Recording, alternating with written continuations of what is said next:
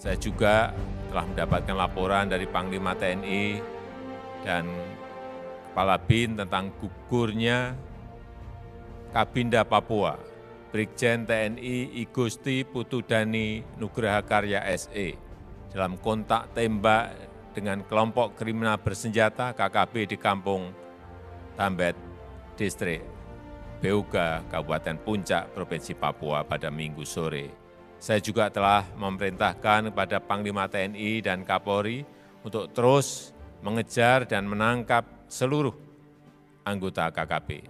Saya tegaskan, tidak ada tempat untuk kelompok-kelompok kriminal bersenjata di tanah Papua maupun di seluruh pelosok tanah air. TNI siap memberantas seluruh anggota kelompok kriminal bersenjata atau KKB di Papua, sebagaimana instruksi Presiden Joko Widodo. Upaya tersebut dilakukan dengan rencana operasi besar-besaran. Sebuah surat dari Organisasi Papua Merdeka atau OPM beredar luas di media sosial.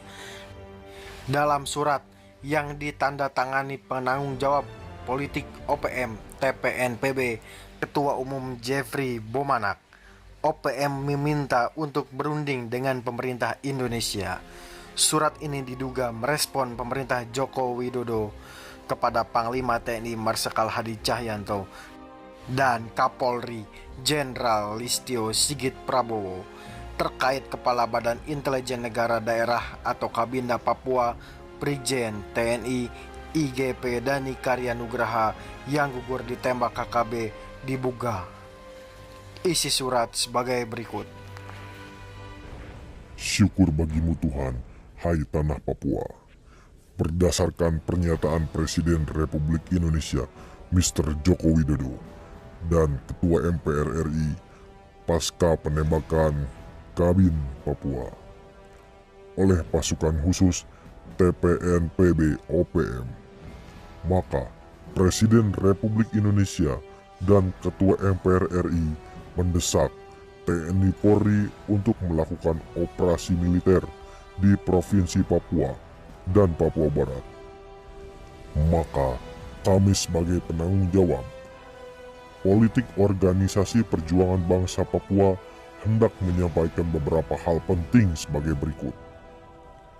Pertama, OPM sebagai organisasi induk perjuangan bangsa Papua untuk kemerdekaan dan kedaulatan bangsa Papua secara terbuka bertanggung jawab terhadap perang TPNPB di seluruh teritorial Papua Barat.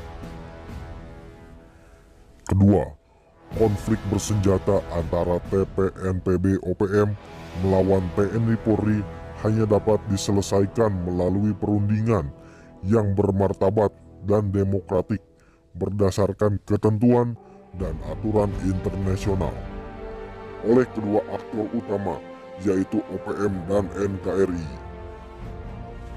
Maka itu, Presiden Republik Indonesia dan Ketua DPR RI tidak boleh instruksikan TNI Polri melakukan operasi militer di Papua Barat. Hal tersebut merupakan pelanggaran konstitusi dan pelanggaran HAM berat oleh NKRI bagi bangsa Papua. Ketiga, disampaikan kepada Gubernur Papua dan Papua Barat, DPRP, MRP, dan seluruh bupati-bupati dan organisasi sipil perjuangan bangsa Papua, Dewan Gereja Papua, organisasi Papua, organisasi masyarakat, dan adat Papua, organisasi perempuan Papua, seluruh lembaga kemanusiaan di Papua secara bersama dapat mengeluarkan statement politik untuk menolak invasi militer dan operasi militer TNI Polri ke Papua.